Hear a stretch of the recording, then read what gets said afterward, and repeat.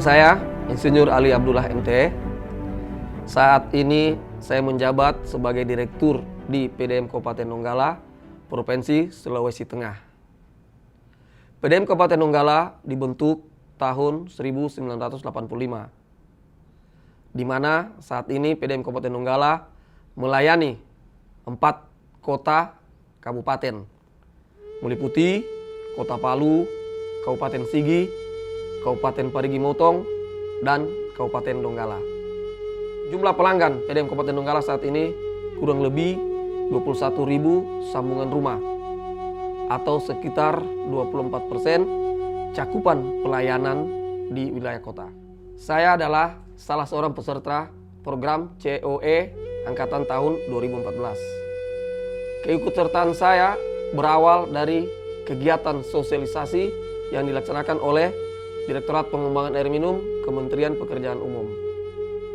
Pada acara sosialisasi tersebut dijelaskan mengenai program COE, yaitu sebuah program peningkatan kompetensi SDM PDAM.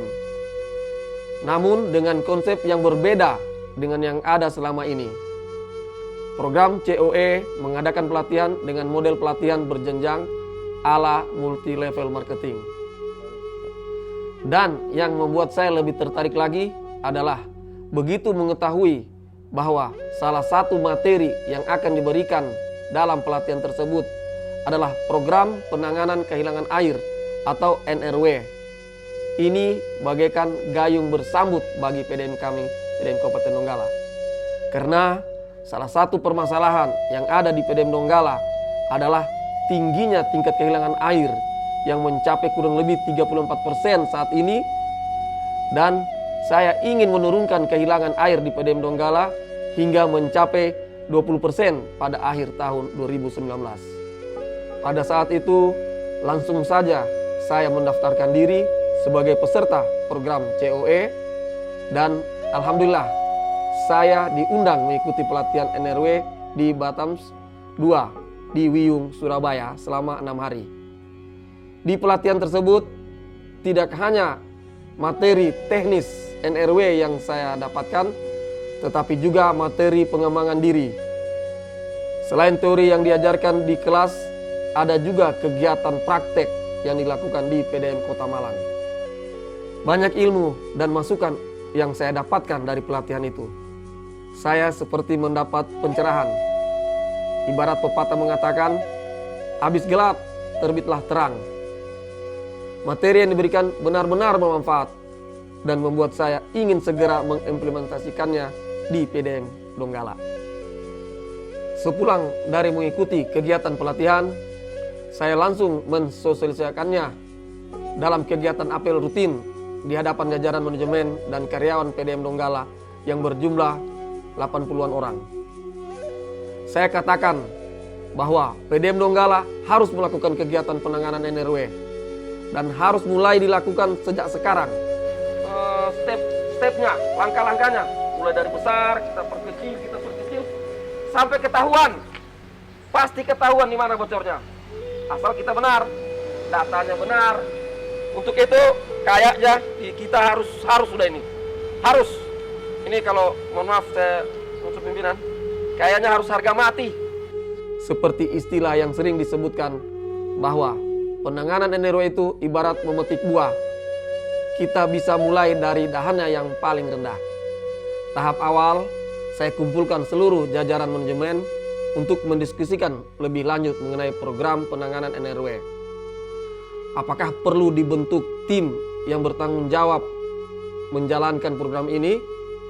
Pada saat itu ada 2 opsi yang muncul. Pertama adalah tim yang terbentuk dalam struktural perusahaan, atau kedua, tim yang dibentuk berdasarkan SK Direktur. Cukup alot juga pembahasan mengenai pembentukan tim ini. Namun, pada akhirnya dengan mempertimbangkan bahwa program ini harus segera dilaksanakan, maka kami memilih opsi kedua, yaitu saya sebagai Direktur menerbitkan suatu SK tentang tim pengendalian ATR yang anggotanya terdiri dari lintas bagian, yaitu yang saya ambil dari bagian teknik, bagian hubungan langganan, dan bagian administrasi keuangan. Saya tekankan kepada tim pengendalian ATR bahwa penanganan NRW bukan hanya menanggulangi kehilangan air fisik, tetapi juga kehilangan air non-fisik atau commercial losses. Mana yang lebih mudah kita laksanakan, maka itulah yang kita dahulukan. Dan saya bersyukur tim yang baru terbentuk ini ternyata memahami betul hal itu. Tim segera bekerja. Mereka mengadakan rapat-rapat koordinasi untuk menyusun rencana kerja dan membentuk pilot project. Mereka melakukan identifikasi daerah atau wilayah yang pas sebagai pilot project. Memang yang sudah tersedia atau yang sudah ada itu jaringan yang terbagi untuk pembentukan zona ini. Melihat dari situasi dan kondisi yang ada di lapangan, itu yang siap untuk saat ini itu BTN Palupi Prima. Akhirnya dipilihlah daerah perumahan Palupi Prima, di mana perumahan Palupi Prima ini dipilih karena tingkat kebocoran fisiknya yang cukup tinggi dan kemungkinan adanya commercial losses karena ada pelanggan yang pemakaiannya kurang dari 9 meter kubik per bulan atau jumlah pemakaian yang berkurang setiap bulannya. Di samping itu, kondisi wilayah perumahan Palupi ternyata mudah untuk dibentuk zoning DMA. Selanjutnya, tim melakukan customer mapping, yaitu dengan melakukan survei ke pelanggan-pelanggan. Dari hasil survei ini, ditemukan beberapa permasalahan seperti meter air yang rusak, meter air yang tidak akurat, dan adanya illegal connection. Tim pengendalian NRW langsung mengganti meter-meter air yang rusak tersebut dan memutuskan sambungan illegal connection itu. Tanpa disadari, ternyata tim telah melakukan penanganan commercial losses. Lalu bagaimana dengan penanganan kebocoran fisik? Satu hal yang menjadi keinginan saya adalah membentuk sebuah DMA. Kami sadari sepenuhnya bahwa PDM Donggala bukanlah PDM yang besar. Saya sadar juga kami punya keterbatasan.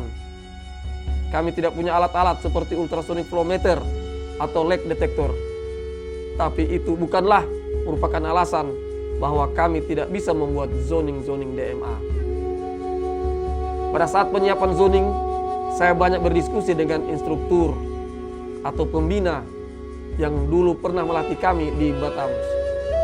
Saya mendapat arahan dari pembina nasional yang berasal dari PDM Kabupaten Bandung tersebut.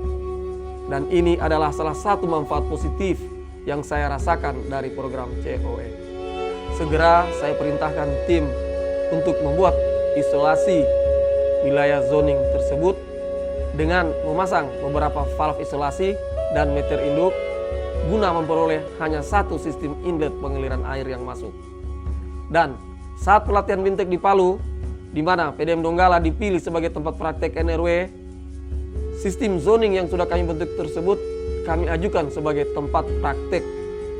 Dan kebetulan pelaksanaan kegiatan Bintek tersebut membawa alat ultrasonic flow meter dan leak detector.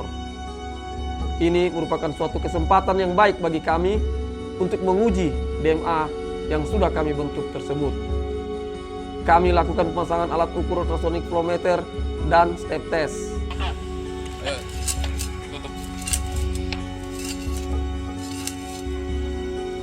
Nah, oke, selesai. Selesai sudah dibaca, Pak? Sudah selesai. Nomor 1.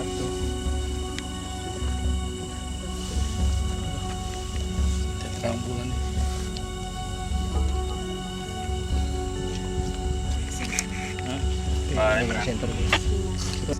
Kemudian dilanjutkan dengan sounding guna mencari di mana titik kebocoran yang terjadi. Dan kami temukan kebocoran pada jaringan pelayanan pipa servis dan pipa dinas. Kemudian keesokan harinya kami tindak lanjuti dengan melakukan perbaikan-perbaikan pada pipa yang bocor tersebut. Saat ini PDM Donggala baru memiliki 2 DMA. Namun saya targetkan dalam 3 tahun ke depan sudah akan terbentuk 17 DMA. Dan ini harus bisa dicapai karena saya rasakan betul keuntungan langsung dari penanganan NRW, di mana jumlah pelanggan bertambah tanpa harus menambah kapasitas sumber. tekanan yang cukup, dan pendapatannya terus meningkat. Kepuasan pelanggan juga bertambah. Walaupun masih terlalu dini untuk mengatakan keberhasilan program pengendalian NRW di PDAM Donggala, namun kami akan terus berusaha untuk memberikan yang terbaik sebagai bagian dari tugas pelayanan kepada masyarakat. Dan ini semua berkat kerja keras seluruh karyawan PDAM dan dukungan dari Dewan Pengawas dan pemerintah Kabupaten Donggala. Saya ingin berterima kasih kepada Direktorat Pengembangan Air Minum Kementerian PU yang telah memberikan kesempatan kepada saya untuk terlibat di dalam program COE. Semoga program COE dapat terus berjalan dan lebih baik lagi. COE hebat! COE